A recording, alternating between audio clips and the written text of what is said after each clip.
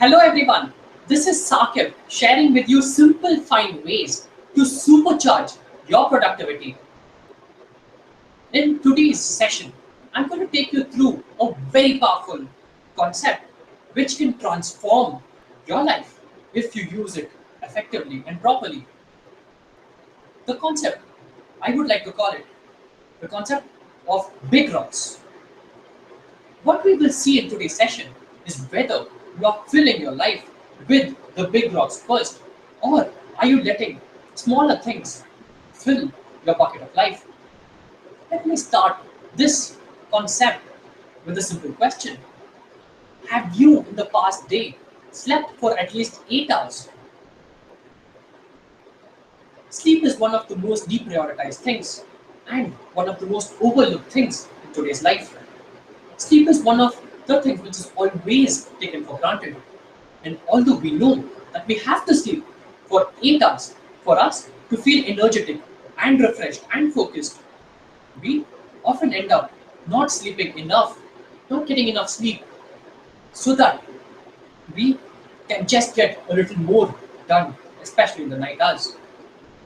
Have we in the past day slept for at least 8 hours? And are we today and right now focused on the things which matter the most to us? What we need to realize is that we are very busy people. We are going to be busy with something or the other, but it is in our hands and it is a choice which we have to make about what we are going to be busy doing. A question we have to ask ourselves is whether we are busy doing the things which are important, whether we are spending time and effort and energy doing those things which we want to do and which we have to do and which are good for us, or are we busy doing the less important things because we've just done it this way, because we have always been doing them, or because we want certain people to perceive us in certain ways? The concept I'd like to introduce, the concept of filling your big rocks first, is from this book called The 7 Habits of Highly Effective People by Stephen Covey.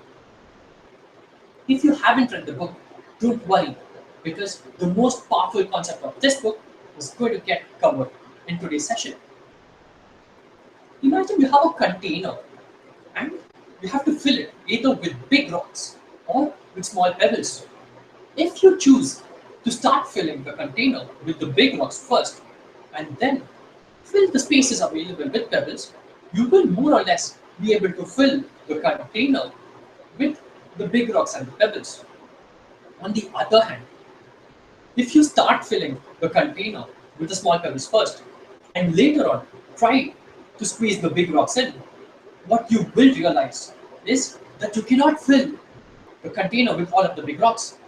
Some big rocks are eventually going to get left out. It's the same thing with our lives.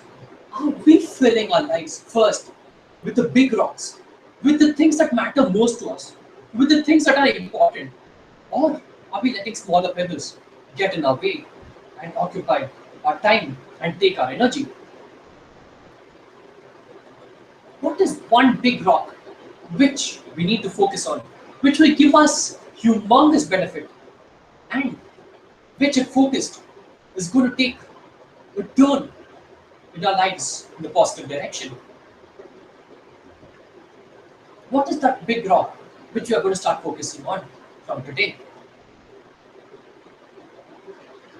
Now, as we are going about focusing on this one big rock which we have identified, what will definitely happen is that there'll be smaller pebbles which are hurled our way. But we need to avoid them. To do that, we need to be conscious of them. We need to recognize them so that we can say no. Now, for most people, and with good reason, it is very difficult to say no. The reason is simple, because people don't like hearing a no. People who say no are perceived negatively, are perceived as pessimists. But there's a trick to saying no. The trick is to not say no. The trick is to say a modified version of saying no. Let me give you an example. There was this situation in office where there were three big projects, all of them lined up with tight deadlines.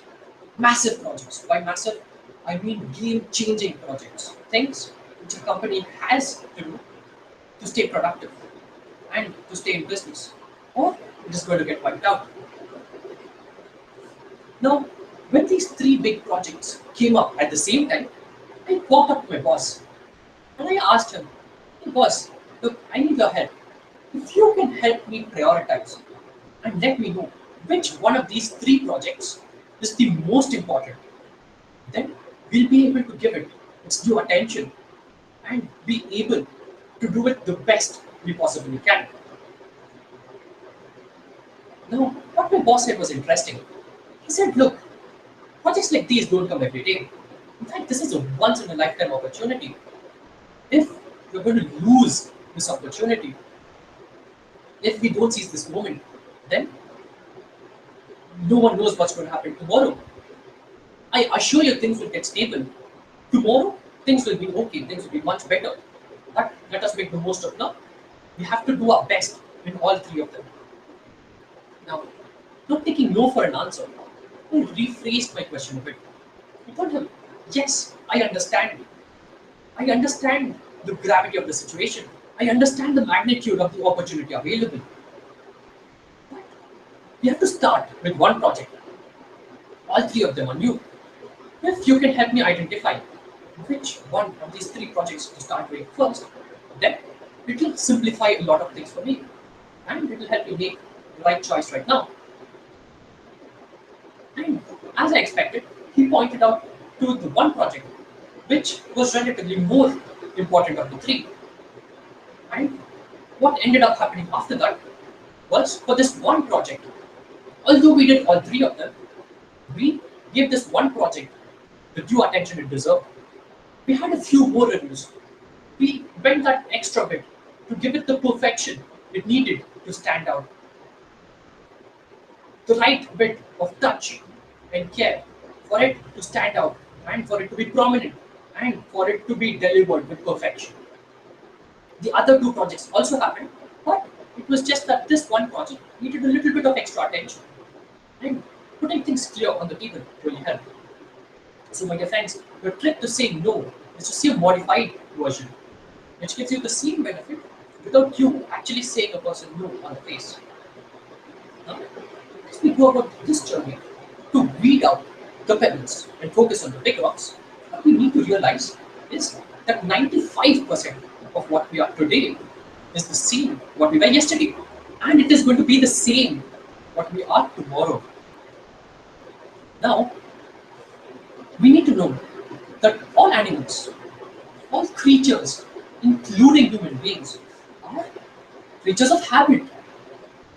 We are built biologically and psychologically to be the same, to continue the same routines and habits.